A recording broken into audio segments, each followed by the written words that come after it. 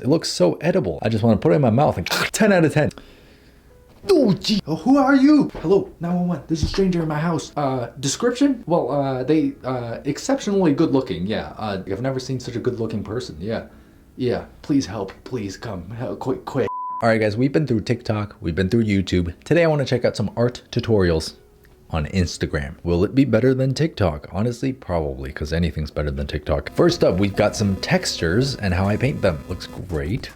Clouds, that's fantastic. Oh my goodness, look at that water. Snow, stone. This is not a super in-depth tutorial, but I feel like seeing these process steps can really be very helpful. Look at that water process. This final step just adds the icing on top. Man, that looks so good. It looks almost as good as you. I'm sorry, I can't contain the riz. 3 tips that help me when drawing hands. Okay, what is it? Read caption. Are you kidding me? You're making me read. Generally speaking, you won't naturally see every individual finger. Oftentimes, they are covered by other fingers. 5 hours later. The top of the fingers are flat. I don't really know why it took me so long to figure this out, but if you're having trouble with the perspective, then you can draw rectangles to represent the top part of the finger and then draw the bottom round part. Yeah, that's good. Listen, next time just put this in the video so that we don't have to go to the captions, all right? The reason we're watching reels is because we don't know how to read. 7 out of 10. One can learn to sketch people simply. First, draw the head. It's 1/8 of the body. Then draw the body and, make it wide, not just a stick. And lastly, draw the legs. Also, don't just draw sticks. Now let's practice a little bit. You can vary people in different sizes. You can change the shape of the body. You can change the position of the legs. And a bonus tip is to color a part of a person dark. Okay, that was actually very cool. It's like a loose and gestural drawing style. It doesn't require any like crazy measurements or accuracy or anything like that. And it just feels like something I can easily follow along with, despite the fact that I have the brain mass of a jellyfish. 10 out of 10. Cool artists don't gatekeep. Free resources. All right, what do you got? Reference angle database, body visualizer, head model studio app. What? That's crazy. Okay, so this is at referenceangle.com. It's not a secure site. So if you guys go on there and get your computers hacked, don't blame me. 10 out of 10. Our teacher never taught you how to draw a seahorse, so I'm going to teach you how. Start off with a circle with a crescent moon next to it. Okay. Extend the end of the moon into a spiral. And at the top of it, with a darker color, add another circle. Make a longer diagonal line with a shorter one at the end of it coming from it, and go around the edge of the spiral. With that color, make another slightly curved line that goes along the edge of the circle, and then fill it in. You make a smaller circle inside of the bigger dark circle at the top, some lines coming out of it, outline the edge of the dark section. Then you can start to make straight lines coming out from the dark section. The light hand, you can connect them with curved lines. Do that going all the way down the back. Make them gradually shorter and closer together as you get to the end. In that empty circle, make some straight lines spanning out and connect them with curved lines as well. And add some straight lines that 5 hours later. Add a white circle around the eye with 2 dots inside. Oh. And lightly outline all the sections that you made. You can outline some of the sections with little tiny dots. Once the white pen dries, you can go over it again with a different color. On top of that, you can add more white, which will give it some added dimension. That felt like it went on forever, but the final result is amazing. Look at that seahorse. It looks so edible. I just want to put it in my mouth and 10 out of 10. Rendering skin tutorial. I only add grayish colors for a second. All right, fine. We'll pause it. Then add second color, beige grayish pink. Now I'm adding a third color, grayish lighter purple. Add some on the forehead and around the corner of the nose and a little bit on the cheek. Now blending everything very slowly. I do it very slowly. That's the key technique here to make it smooth. Okay. I really don't think blending speed matters at all. Now add a second layer and add a little bit of peach color on the cheek. Now I use a tiny little bit of highlights around the eye area to make it appear like sunlight hit the face. The thing I don't like about these tutorials is they don't tell you why. Like, why am I putting a grayish purple on the face? Well, my skin is clearly not a grayish purple color. So for the babies watching this, the reason that sometimes you might get a grayer or bluer tone on the skin is due to the ambient light in the environment. These colors never appear randomly. Always ask yourself why. The reason your forehead has a more cool grayish tone is because it's facing the sky and the sky is casting more light onto that surface. I got a purple light right there. Look at my face. I'm purple. I look like a grape. Never just follow an art tutorial like a brainless bean. Always ask why. 6 out of 10. Oh, ASMR. Oh. Ooh.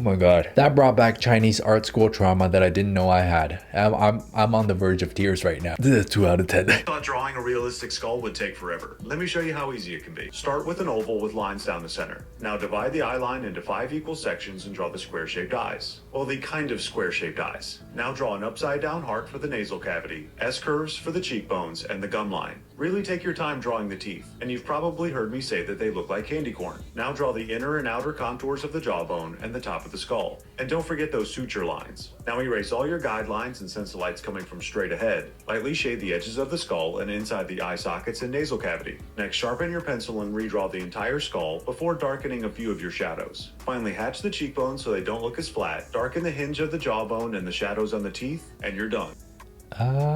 Yeah, you know what? It's not perfect, but it's close enough. You did a good job. If you guys want to draw a skull, find a photo reference. Make sure you have a reference, okay? If you don't have a photo reference, find your enemy. 6 out of 10. Don't what? What is that? Unless what? Something like this. Secondary, main, under. Dude, no. Stop it. This seems way overcomplicated. What kind of hair are we talking about here? What kind of hair do you draw? Oh, anime style. Okay, that works. Yeah, anime style requires the breaking down of the individual hair shapes a lot because my Japanese friends out there, they are very anal about details. 6 out of 10. If you're one of those people who really wants to learn how to draw realistic faces, but your drawings currently look like this, listen up, because I'm about to teach you how to draw faces like a pro. So grab your phone and find an image of who you want to draw, then use super simple shapes just to plan out how big you want your portrait to be. Then use your reference image to sketch in the jawline and the shape of the hair, and use lots of fast flicks to create the hair strands and details. Then add the nose just below the middle of the face and add 2 vertical lines from each nostril. Then draw in the eyes, making sure they don't pass those vertical lines. Then add in the lips and the little dimples at the edge of the mouth, and to make it look 3D, lightly shade the darker areas on the face, then use your finger to lightly smudge that area. Okay, so there's a reference. Oh, you must have shrunk her cranium. Hold up. Oh yeah, we've got a problem here, Shrimpy. Okay, so you definitely know how to draw faces and facial features and all that. You have a really good grasp on likeness, but I feel like one part of this process is really screwing you over, and that is this part right here where you're constructing the head. Don't put the whole head into that circle. Instead, use a circle for the top cranium and add an oval shape at the bottom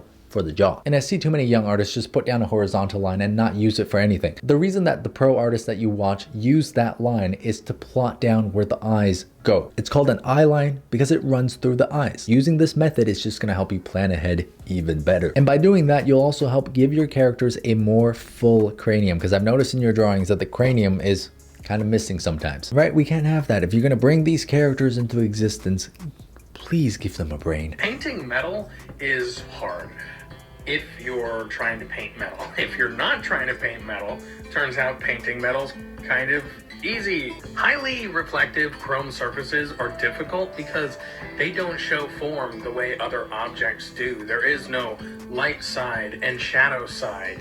All there is reflections.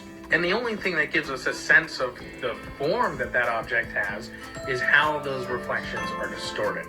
So if you're trying to paint metal using light and shadow, you're going to have a hard time. The easiest way, I think, to paint metal is to view the whole thing as sort of this abstract collage of shapes and color. In that metal shape, you might see a tan square or a blue teardrop, and they can teach you how to view everything in this way. Ooh, oh, that's nice. That is so shiny. Oh my god. Oh, I just want to lick it. It speaks to me. Maybe I'm a metal sexual. 10 out of 10. Thank you. An art activity to calm your brain that doesn't require a lot of stuff. Okay. We're just gonna make some squiggly lines across the page. Then I make more lines across those lines, and I do that like 2 or 3 times. Now you're gonna look for all of the places where the lines intersect, and we're gonna round them off. The thing I love about this kind of art is that when I'm focused on finding all the parts that need to be rounded, my brain doesn't focus on anything else. For sure you don't have to do this, but I love circles. I'm gonna add 1 or 3. I just found a circle and traced it. I do the same thing to the circles that you did to the rest of it. You just round off all the pointy parts. Beautiful. You can stop here or you can add color. Do that with markers or crayons. I'm using watercolor. At first I was trying to paint each individual shape, and then I was like, this is not the way I like to paint. So then I just added the paint and let it all mix together. You can't mess with. Wait, that looks nice. I can't explain this. It seems to have tickled a part of my brain that I didn't know existed. And sure reminds me of that really nice elementary school art teacher that I never had. What a wholesome video. 10 out of 10. How to draw a car in perspective. Draw a horizontal line and add 2 vanishing points on it. Okay. Now draw a vertical line anywhere between the 2 dots and join both its ends to the vanishing points just like this. Now draw 2 more vertical lines around it and join them to the vanishing point, and we have a box. Stack another box on top of it just like the last time. Add the wheels in perspective and it's a car. Oh. Let's try it again, shall we? Vertical line, join them to the vanishing points, 2 more vertical lines, join them again, and it's a box. Stack another box on top of it just like the last time. Add shadows, mirrors, and as much tiny details as you want fearlessly, because now you know how to draw a car in perspective. That's so good. I feel like perspective is one of those things that whenever beginners hear the word perspective, they just tune out immediately. It's too mathematical. I don't want nothing to do with that. But you've somehow made this such a fun process while teaching at the same time. See, guys, this is Indian tutorial at its finest. I love you. Let's understand how we do composition with these 4 elements. Composition is either landscape or portrait. Place element as per horizon or eye line and rule of third grade like this. To enhance the focus of the subject, you need to have a dynamic triangle. Add optical shapes to create interest. Size variation and perspective is very important. Add background with lower significance. Add foreground overlapping object at the tangents to create depth. Foreground object should direct it to the dynamic triangle to make the focus more significant. There's some techniques in here that I didn't know existed, like trying to create a triangle between your subjects. I mean, to be fair, when I compose things, all I ever use is just rule of thirds. Cool, I feel like I learned something new. That's a 10 out of 10. All right, there we go. There's some Instagram art tutorial videos and they were surprisingly good. You guys are onto something. This is so much better than TikTok. Anyways, hope you enjoyed watching this video. Hopefully you learned something new. If you want to see more art content just like this, subscribe to my channel. Check out my Patreon for monthly tutorials and process videos, and I will see you guys on the next video. Hello? Yeah, 911? What's your ETA? You almost here? Yeah, good, because this extremely good-looking individual is still in my house, and they don't appear to be leaving, despite the fact that there's literally nothing else here for them. Yeah, like the video is done at this point, and they're still in my house. Yeah, stay on the line. Yeah, I'll do that. That's fine. Yeah, again, it's a very, very immaculate looking individual, and I don't understand why they won't leave my house.